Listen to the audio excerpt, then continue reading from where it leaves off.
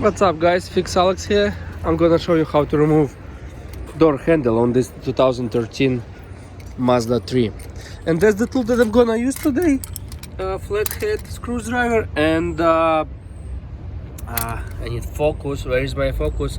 And this Torx 25 bit. So using your flathead, open your door and remove that cover on the side in front of your handle, and you're gonna be able to see Torx 25 bolt. Unscrew this bolt and leave it inside, but make sure it's loose and unscrew. It's not gonna fall out because it has special holder over there. All right, now you have to remove your center lock for your lock. So just remove it and now push your handle to the back of your car. Push and start removing. All right, and now you can install new handle the same way as you remove the old one. Very hard to do it with one hand. Ay. Okay,